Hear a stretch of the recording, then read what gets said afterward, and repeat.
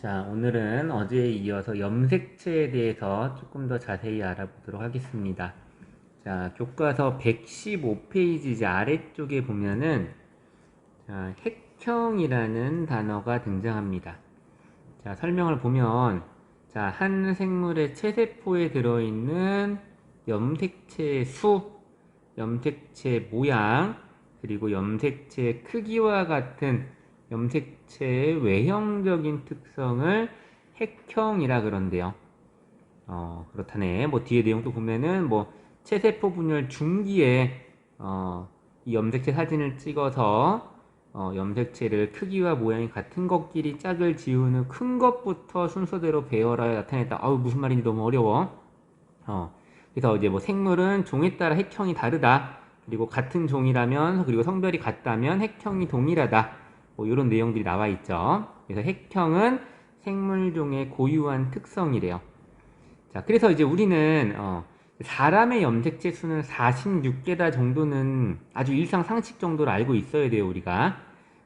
그래서 자, 이제 네이버 같은데 이제 뭐 생물의 염색체 수라는 검색을 해보면 이제 이런 그림들을 볼 수 있는데, 자, 핵형이라고 하는 것은 생물들만의 이제 고유한 특성인데, 자, 생물들마다 가지고 있는 핵 속에 들어있는 염색체 수가 다 다릅니다. 뭐 양파는 16개, 뭐 수박은 22개, 감자는 48개, 여기 왼쪽 아래 사람은 46개라고 나와 있죠. 이제 이런 식으로 되어 있는데, 자, 물론 생물 종은 다르지만 염색체 수가 같을 수는 있겠죠. 보면은 감자가 48개인데 침팬지가 48개고, 저기 그 오른쪽 위에 보면은 벼가 24개인데 토마토도 24개고, 이런 식으로 자, 염색체 수는 같을 수 있어요. 생물 종이 다르더라도. 자, 그런데 자, 핵형은 생물 종의 고유한 특성이기 때문에 자, 염색체 수가 같더라도 그 수를 구성하고 있는 염색체 모양이나 크기는 각각의 생물 종마다 제각각일 수 있습니다. 자, 그리고 이제 사람이 46개인데 뭐 소는 60개, 침팬지는 48개, 개는 78개.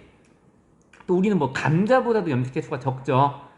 그래서 이런 것들을 이제 보면은 염색체 수가 꼭 많다고 해서 고등한 생물이라고 하지는 않아요. 이거 알아두세요.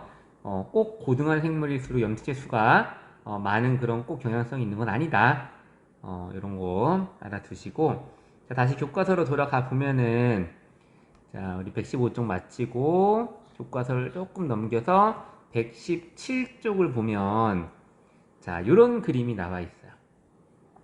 자, 요게 이제 사람의 핵형인데, 자, 사람의 핵 속에 들어있는 염색체를 전자현미경으로 관찰한 다음에 아까 교과서에서 설명해 준 것처럼 크기와 모양이 같은 애들끼리 짝을 이루면서 크기 순으로 배열을 해 놓은 거예요. 그래서 뭐 여기는 뭐 여자의 핵형, 여기는 뭐 남자의 핵형이라고 적혀 있는데, 이렇게 사람의 염색체를 관찰해 보면은 46개의 염색체를 이제 관찰할 수 있습니다. 자, 그럼 이제 우리 다시 이제 같이 필기를 하면서 요 염색체 46개의 구성에 대해 조금 더 자세히 알아볼게요.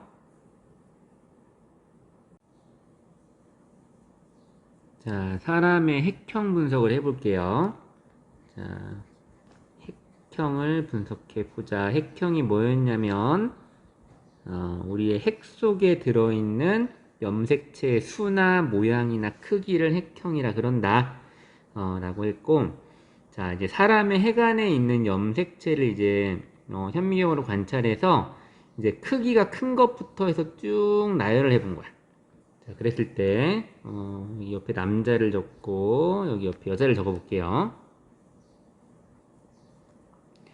자, 관찰을 해봤는데 특이하게 그 염색체를 이제 관찰해 보니까 크기와 모양이 같은 애들이 쌍을 이루고 있더래.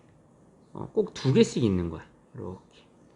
그래서 크기가 제일 큰 애가 이렇게 있겠죠? 그래서 얘네들을 1번 염색체라고 했어요. 크기가 가장 큰 애들을 1번. 자, 이 1번 염색체는 여자에게도 있습니다. 선생님 그리는 거 같이 한번 따라 그려봐요. 한 번 정도는. 그래서 아예 머릿속에 각인을 시켜버리는 거야. 1번. 자, 그 다음. 이 1번 염색체보다는 조금 작은 염색체가 역시 또 크기와 모양이 같은 애들이 쌍을 이루고 있는데 얘를 2번이라 그래요. 2번 염색체가 또 이렇게 두 개가 있어요. 남녀 공통으로. 2번. 자, 또 이것보다는 살짝 작은 그런 염색체가 또 쌍을 이루고 있습니다. 역시 이것도 남녀 공통으로 이렇게 3번 염색체가 있어요. 자, 이렇게 쭉 가는 거야. 이렇게 쭉 4번, 5번, 6번, 뭐 7번 염색체 해가지고 쭉 가다가 어디까지 가냐면 자, 22번 염색체까지 갑니다. 22번. 자, 둘이 한 쌍, 둘이 한 쌍, 둘이 한 쌍을 이루면서 1번부터 22번 염색체까지 지금 온 거예요.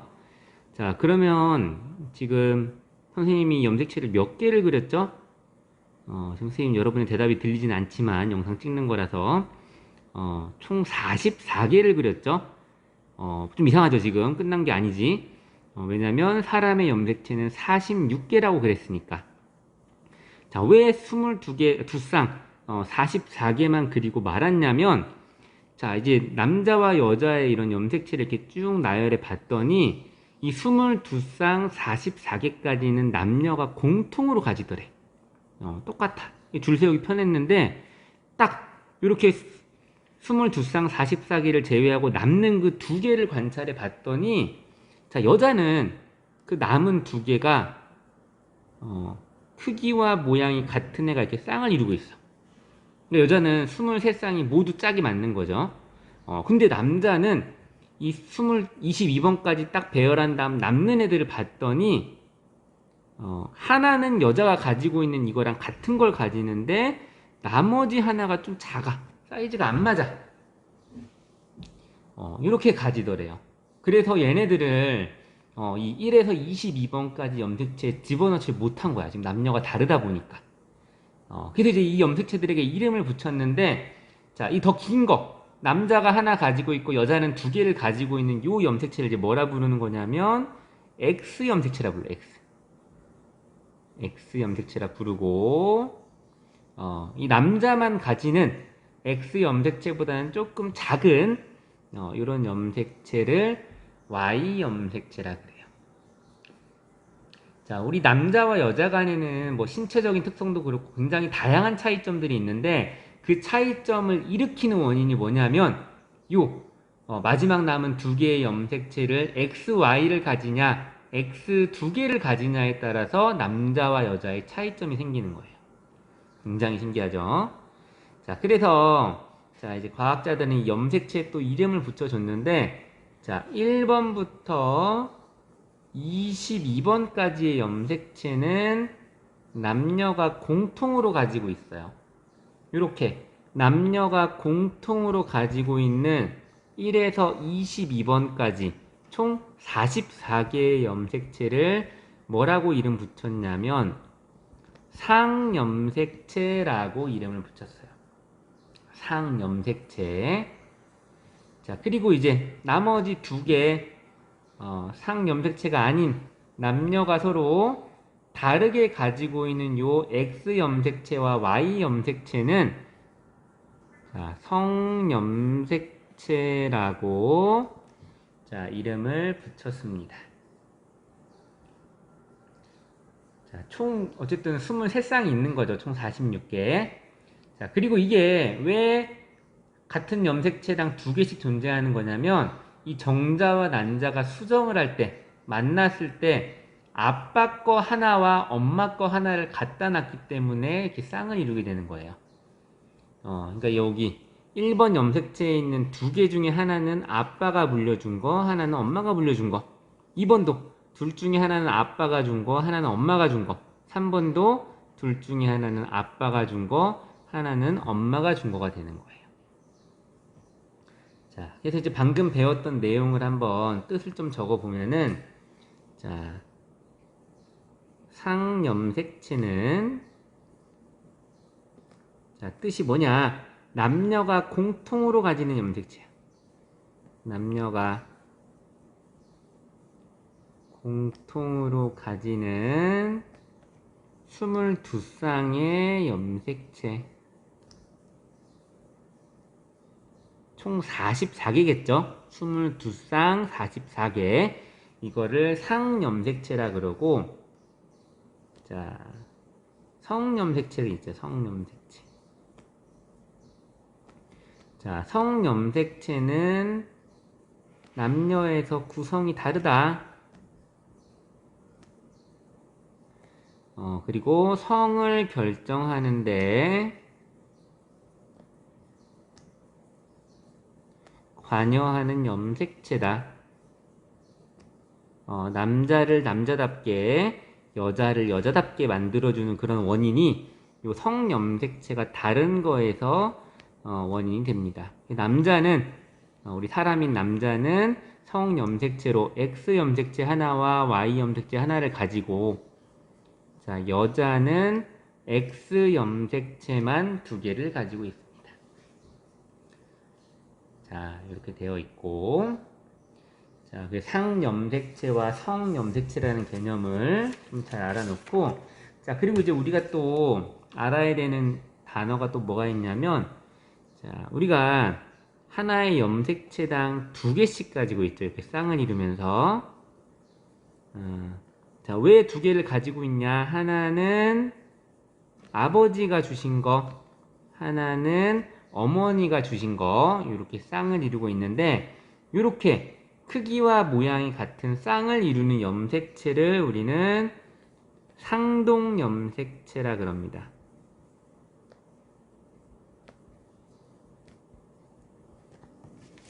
자, 크기와 모양이 같은 상동염색체. 자, 여기서, 자, 크기와 모양이 같은 쌍을 이루는 염색체를 상동염색체라 그러고, 자, 한 개는, 이 상동염색체 한 개는 부계, 아버지 쪽을 통해서 온 거고, 한 개는 이제 모계, 어머니 쪽을 통해서 온 거라고 이야기합니다. 자, 근데 이제 보통 이제 크기와 모양이 같은 쌍을 이루는 염색체 할 때 앞에 뭐 대부분이라고 이름 붙여요. 이거 왜 붙일까? 자, 눈치 빠른 사람들 알겠지만 남자 같은 경우는 이 성염색체는 이 크기와 모양이 같지 않죠. 크기와 모양이 같지 않지만 거의 상동염색체들이 하는 행동처럼 같이 움직이기 때문에 그냥 우리 고등학교 수준에서는 이 남자도 그냥 X, Y 이제 뭐 크기와 모양은 다르긴 하지만 상동염색체라고 불린다, 같이 움직인다, 이렇게 생각하면 돼요. 나중에 이제 막 대학 가면은 이 X, Y 염색체를 상동염색체로 볼 수 있는 이유, 볼 수 없는 이유, 뭐 이런 거 이제 배우게 될 텐데 우리 고등학교 수준에서는 거기까지는 안 배우니까 그냥 마음 편하게 사람은 23쌍의 상동염색체를 가진다, 총 46개의 염색체를 가진다라고 생각을 해도 이제 크게 무리가 없을 거예요. 자, 요 상동염색체라는 개념도 이제 알아야 되는 거고, 자, 그 다음 이제 하나의 개념 더. 자, 이렇게 우리가 상동염색체는 아버지에게 하나, 어머니에게 하나를 받았는데, 자, 상동염색체는 크기와 모양이 같을 뿐만 아니라, 뭐 또 같냐면, 자, 만약 이 상동염색체 한쪽의 요 부분에서 우리 몸에 자, 털색을 결정한다면 그 반대편에 있는 상동염색체 같은 곳도 털색을 결정하는 유전 정보를 담고 있습니다. 마찬가지로 요 밑쪽에 있는 요 부분이 만약에 우리의 귓볼 모양을 뭐 분리형으로 만들 건지 부착형으로 만들 건지를 결정하는 부분이라면 상동염색체의 반대편도 이 귓볼 모양을 결정하는 부분이어야 해요. 자, 이렇게 상동염색체의 같은 위치에는 하나의 형질을 결정하는 유전자가 존재해야 되는데 자, 이들을 뭐라 그러냐면, 자, 대립유전자라 그래요. 자, 같은 형질을 결정하는 곳이어야 돼요. 대립유전자의 뜻은, 자, 상동염색체에 같은 위치에 존재하는 하나의 형질을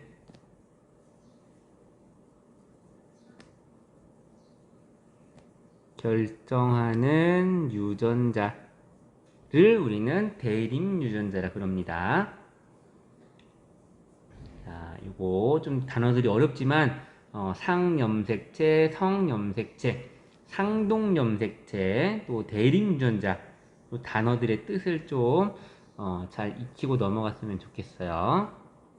자, 그래서 이제 우리 남자 같은 경우는 염색체를 44 더하기 XY를 가진다고 표현을 하고, 자, 여자 같은 경우는 44 더하기 XX를 가진다고 이제 표현을 할 수 있습니다. 자, 이 표현된 게 우리 그림 그렸던 게 이제 이런 그림인 건데, 자, 이제 남자와 여자가 자식을 만들 때, 남자는 정자를, 여자는 난자를 만드는데, 자, 거기다가 내 유전 정보의 절반을 주는 방식이 어떻게 되는 거냐면, 자, 남자는 정자를 만들 때 이 둘 중에 하나를 랜덤으로 집어넣는 거야. 1번 염색체를 2번도 랜덤으로 하나 집어넣고 3번도 랜덤으로 하나 집어넣고 4번도 5번도 쭉 가서 22번도 둘 중 하나 집어넣고 성염색체도 둘 중 하나를 집어넣습니다. 자, 둘 중에 하나 고르는 선택을 총 23번 한 거죠. 여자도 마찬가지야. 난자를 만들 때 자신의 유전 정보 중에서 1번 염색체 둘 중에 하나 랜덤으로 집어넣고 2번 중에 하나 집어넣고 3번 중에 하나 집어넣고 쭉 해서 총 23번에 둘 중 하나를 집어넣는 선택을 하게 됩니다. 그래서 자, 이런 남자와 여자가 남자가 정자를 만들고 여자가 난자를 만들 때 그 집어넣을 수 있는 염색체 조합이 얼만큼 나오냐면 2의 23제곱만큼 경우의 수가 나오는 겁니다. 와, 어마어마하죠? 자, 그렇게 만들어진 수많은 종류의 가지수의 정자와 난자가 또 랜덤으로 만나기 때문에 자, 단순히 염색체의 조합만을 고려했을 때 이들이 낳을 수 있는 자식의 경우에서는 2의 46제곱만큼의 경우의 수를 만들 수 있겠죠. 그 중에 하나가 여러분을 만든 거예요. 다른 그 어떤 조합도 안 되고 그 딱 2의 46제곱분의 한 번 있는 그 딱 상황에서만 우리들이 태어날 수 있었던 거야. 다른 정자와 난자가 조합됐으면 우리가 아닌 다른 사람이 태어났겠죠. 우리의 탄생은 그만큼 이제 기적적인 거예요. 자, 어쨌든 자, 남자와 여자가 정자와 난자에 이제 유전 물질을 집어넣을 때 염색체의 절반만을 집어넣기 때문에 자, 남자는 44 플러스 XY를 정자에 집어넣을 때 자, 상염색체는 22개만 집어넣게 됩니다. 절반이니까. 자, 그런데 이제 성염색체를 하나를 집어넣게 되는데 자, 이것도 운이죠. X를 집어넣을 수도 있고 Y를 집어넣을 수도 있어요. 이거는 이제 랜덤이에요, 랜덤. 자, 난자 같은 경우는 자, 44개의 상염색체 중에 22개만이 들어갈 텐데 자, 이들이 가지는 또 성염색체는 이제 X밖에 못 주겠죠? X를 가지는 난자가 만들어진다. 자, 이걸 가지는 정자, 이걸 가지는 정자, 이걸 가지는 난자, 이걸 가지는 난자. 자, 그래서 자, 요 정자가 이 난자를 만나면 그 자식은 상염색체 44개와 성염색체로 XX를 가지게 되겠죠? 이게 누구야? 딸이지, 딸. 그리고 밑에 있는 이 정자가 요 난자를 만났다면 자식은 44개의 상염색체와 성염색체 조합으로 XY를 가지는 아들이 태어났겠죠? 요렇습니다. 그래서 결국 자녀의 성별을 결정하는 거는 여자의 난자가 아니고 남자의 정자겠죠? 자, 그래서 남자의 정자가 누가 난자를 만나러 가냐에 따라서 아들인지 딸인지가 결정이 됩니다. 자, 그래서 옛날 막 우리 막 조선시대 이야기로 들어보면은 좀 억울할 수 있겠죠? 옛날에는 막 그 대를 이어야 된다는 개념이 되게 중요했기 때문에 이제 아들을 꼭 낳았어야 됐는데, 그래서 며느리들이 들어와서 막 딸만 낳고 그러면은 엄청 구박받았던 거야. 사실 되게 억울한 사건이죠. 왜냐면 딸을 낳았던 거는 여자 때문이 아니고 남자의 정자 때문이었던 건데, 좀 억울할 수 있어요. 이런 개념이 있습니다. 자, 그리고 이제 이거는 우스갯소리인데, 자, 보통 이제 여자 100명이 태어날 때 남자의 탄생수를 보면 이게 딱 100이 떨어지는 게 아니고 한 100일에서 102 남자가 조금 더 많이 태어난대요.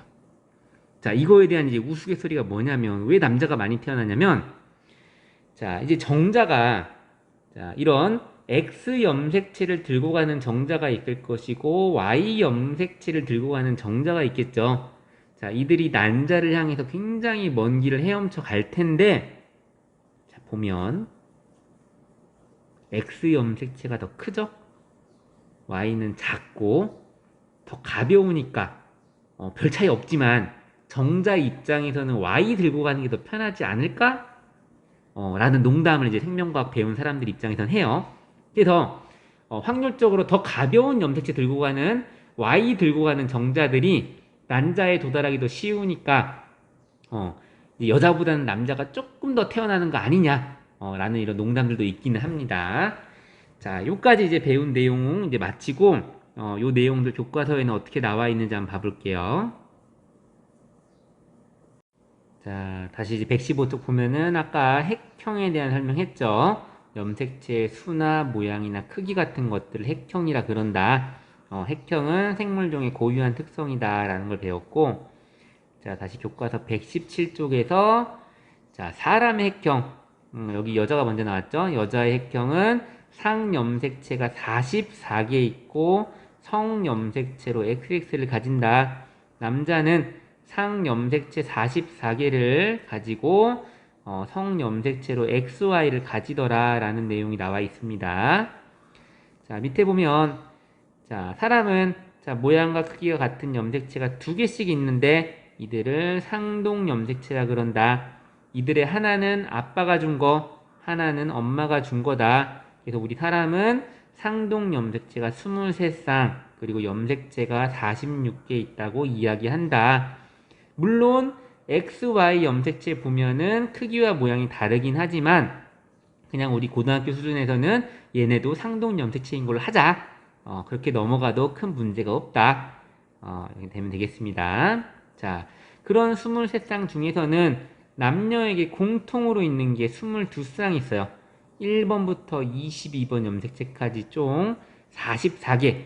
이를 상염색체라 그러고, 자, 남녀에 따라 구성이 다른 나머지 한 쌍을 성염색체라 그런다. 이 성염색체는 X염색체와 Y염색체가 있고, 여자는 성염색체로 X를 2개를 가지고 남자는 X 하나 Y를 가진다. 가 오늘 배운 내용입니다. 자, 그 다음에 나와 있는 핵상, 핵상이랑 핵형, 오늘 배운 핵형이랑 다른 개념이죠. 핵상은 지난 시간에 배운 개념인데, 핵상을 뭐 2에는 46 이렇게 표현하는 이런 방식들 배웠었는데, 자, 사람이 2에는 46인 거죠. 둘이 한 쌍, 둘이 한 쌍 이루니까 2n이고, 염색체의 전체 개수가 46이니까 2n은 46으로 표시하는 게 맞습니다. 자, 요 내용 이해 안 되는 사람들은 지난 시간 수업 복습을 해와야 돼요. 자, 그 다음 교과서 한 장을 또 넘어가 보면은 우리 염색체 구조 배웠던 거 이제 그림으로 나와 있어요. 자, 세포의 핵을 관찰하면 이렇게 염색체가 관찰되는데 이 막대 모양의 염색체를 자세히 확대해 보니까 실 같은 게 엉켜 있더라. 그 C를 쭉 풀어보니까 뉴클레오솜이라고 부르는 물질이 있는데 그게 누구냐면 여기 히스톤 단백질이 8개 뭉친 애들을 DNA가 감고 있는 걸 우리는 뉴클레오솜이라고 한다. DNA가 히스톤을 감아서 뉴클레오솜 형성한다. 여기 나와 있고요. 자, DNA는 또 이렇게 확대해 보니까 이중 나선 구조로 쭉 되어 있죠. 그래서 염기 서열을 통해 우리 몸에 대한 정보들을 저장하고 있는데 그 특정 정보들이 저장되어 있는 DNA의 특정 부위들을 우리는 유전자라고 부른다라고 했습니다. 그래서 교과서 설명 보면은 자, DNA는 유전 정보를 저장하는 유전 물질이다. 히스톤이라는 단백질은 DNA가 응축하는 데 관여하더라. 그리고 이들은 감아서 뉴클레오솜 형성한다. 자, 다 배웠던 내용이고요. 자, DNA의 기본 단위는 뉴클레오타이드라 그랬죠? 인산과 당과 염기로 구성되어 있다고 이야기했습니다. 그리고 DNA의 특정 부분에는 생물의 형질을 결정하는 유전 정보가 저장되어 있는데 이 부분을 유전자라고 하더라. 라는 내용. 그래서 우리가 염색체와 DNA와 유전자의 개념을 구분할 줄 알아야 되고, 자, 마지막에 나온 말, 자, 한 개체의 유전 정보가 저장되어 있는 DNA 전체를 유전체라고 한대요. 우리 학습 목표가 염색체, DNA, 유전자, 유전체의 개념을 구분하여 설명할 수 있다 했죠.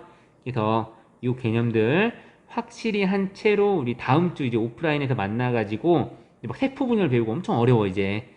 그래서 이 개념들 복습을 확실히 하고 넘어올 수 있도록 합시다.